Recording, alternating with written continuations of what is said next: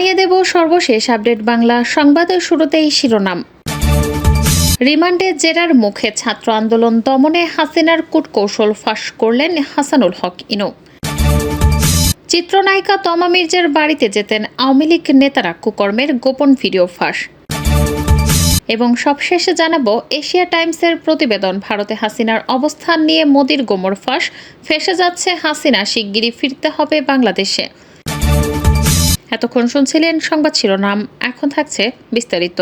কিসের লোভে ছাত্র আন্দোলন দমনে কাদেরের কূটকৌশল ফাঁস করলেন ইনু। আওয়ামী লীগ সরকারের পতনের আগে সাবেক প্রধানমন্ত্রী শেখ হাসিনাকে আমরা অনেকবার পরামর্শ দিয়েছিলাম, তিনি কোনো কথাই শোনেননি। অর্থনৈতিক দুরবস্থার কথা তাকে বারবার মনে করিয়ে দিয়েছি। ছাত্র জনতার দাবি মেনে নিতে বলেছে, উনি আমাদের কোনো কথায় কর্ণপাত করেননি। তিনি পুলিশ, আনসার, বিজিবি ও সেনাবাহিনীর ওপর নির্ভর করে ক্ষমতায় থাকতে চেয়েছিলেন। ঢাকা মহানগর গোয়েন্দা পুলিশের হেফাজতে রিমান্ডে থাকা আওয়ামী লীগ ও 14 দলের নেতারা এসব কথা বলছেন। শেখ হাসিনা সরকারের পতনের কারণ জানতে চাইলে তারা ডিবি কর্মকর্তাদের বলেন, জয়কালে ক্ষয় নাই, মরণকালে ঔষধ নাই। এই প্রবাদটি শেখ হাসিনার জন্য সত্য প্রমাণিত হয়েছে। কারণ গত 15 বছরে শেখ হাসিনা যত সিদ্ধান্ত নিয়েছেন সবই তার পক্ষে গিয়েছে, আর এবার ছাত্রদের আন্দোলনকে ঘিরে তিনি যত সিদ্ধান্ত নিয়েছেন সবই তার বিপক্ষে গিয়েছে। সংশ্লিষ্ট একাধিক সূত্রে এসব তথ্য জানা গেছে।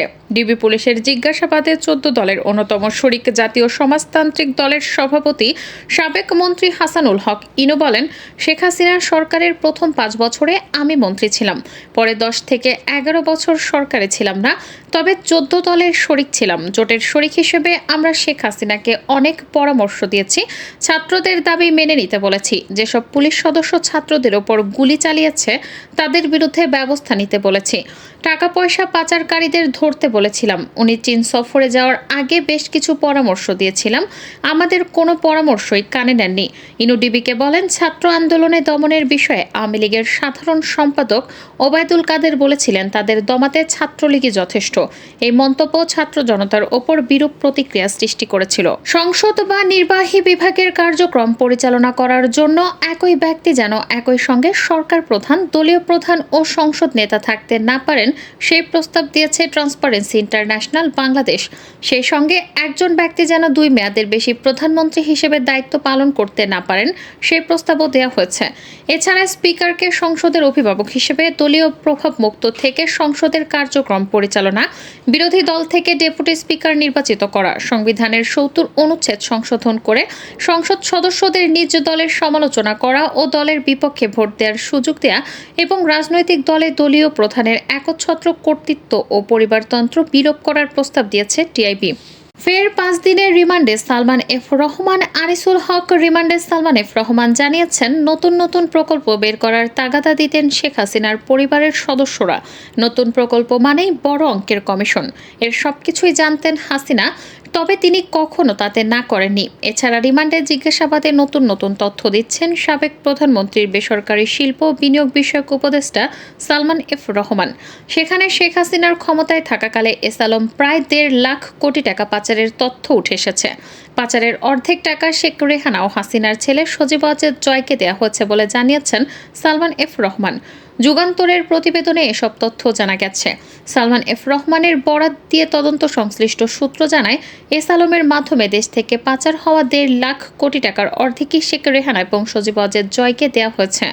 বাংলাদেশ ব্যাংকের তৎকালীন গভর্নর আব্দুর রউফ তালুকদারের সরাসরি তত্ত্বাবধানে এসব অনিয়ম হয়। তবে এসব বিষয়ে কেউ কথা বলার সাহস পাননি।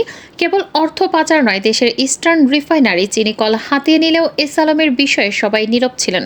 গ্রেপ্তারের পর থেকেই ঢাকা মহানগর গোয়েন্দা পুলিশের হেফাজতে রয়েছেন সালমান এফ রহমান। শেখ পরিবারের অতি লোভের কারণেই দেশের অর্থনৈতিক অবস্থা এতটা শোচনীয় হচ্ছে, তাতে সবসময় সায় দিতেন সরকারের শীর্ষস্থানীয় কিছু ব্যক্তি। শেখ হাসিনাকে বোঝাতে গিয়ে অনেকে ছিটকে পড়েছেন, কারণ তিনি সবসময় তার নিজের সিদ্ধান্তে অটল থাকতেন বলে দাবি করেন সালমান এফ রহমান। তদন্ত সূত্রে জানা যায়, রাষ্ট্রায়ত্ত জনতা ব্যাংককে লুটপাটের জন্য বেছে নিয়েছিলেন সালমান এফ রহমান। তাই নিজের পছন্দের মতো চেয়ারম্যান এবং এমডি নিয়োগ দিতেন। পছন্দ না হলে নিয়োগপ্রাপ্ত ব্যক্তিকে ব্যাংকে যোগদান করতে দিতেন না। কেউ যোগদান করে ফেলেও অনিয়ম দুর্নীতির অভিযোগ দিয়ে পদত্যাগে বাধ্য করতেন। এছাড়া তদন্ত সংশ্লিষ্টরা তাকে বন্ড ছেড়ে প্রায় 7,000 কোটি টাকা তুলে নেওয়ার বিষয়ে প্রশ্ন করেছেন। তিনি বারবার অসুস্থতার কথা বলে এড়িয়ে গেছেন বলে দাবি করেন তদন্ত সংশ্লিষ্টরা। গুম বিরোধী আন্তর্জাতিক সনদে যুক্ত হচ্ছে বাংলাদেশ। বৃহস্পতিবার অন্তর্বর্তী সরকারের প্রধান উপদেষ্টা অধ্যাপক ডক্টর ইউনূস এই সনদে সই করেন।